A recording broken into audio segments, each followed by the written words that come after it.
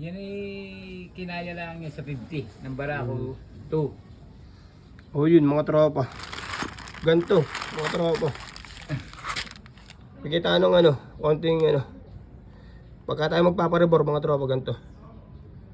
Yung lagayan ng dowel mga tropa, bibisitahan ninyo. Tapos yung mga damage nga to, yung mga tamang ganito yung mga yuping yan.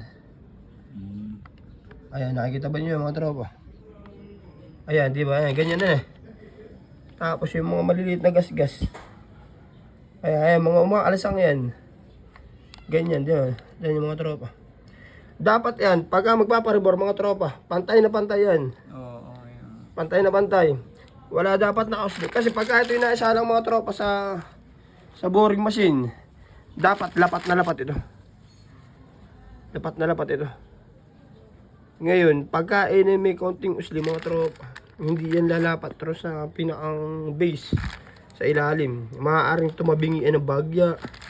Ang butas. Maaaring pumaling ang butas na ng bagya mga tropa. Kaya dapat linis na linis ito mga tropa.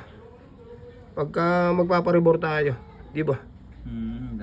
Dapat linis na linis yan. Ito tulad nito, ito ninyo mga tropa.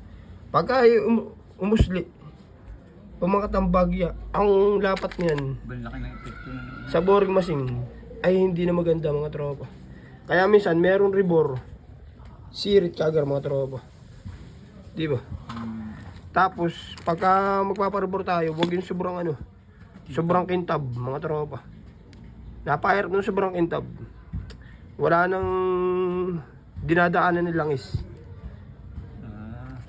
Pagka sobrang kintab mga tropa, nung araw pagka nagpaparebor ako, meron ako napagpapareboran mga tropa sa 7.5. Maganda magrebor.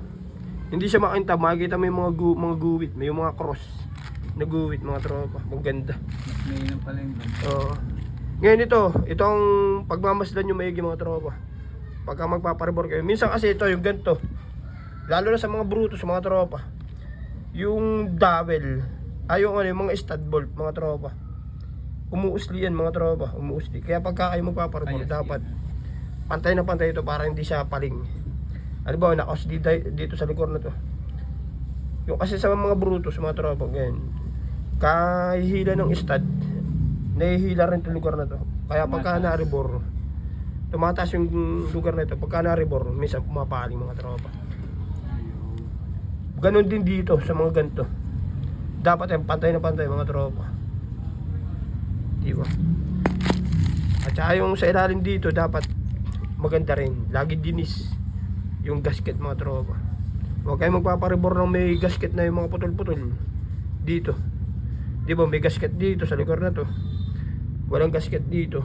Maaring hindi maganda yung pagkakahapit ng inyong block pagka naisa lang na sa boring machine. Diba mga tropa? Yun.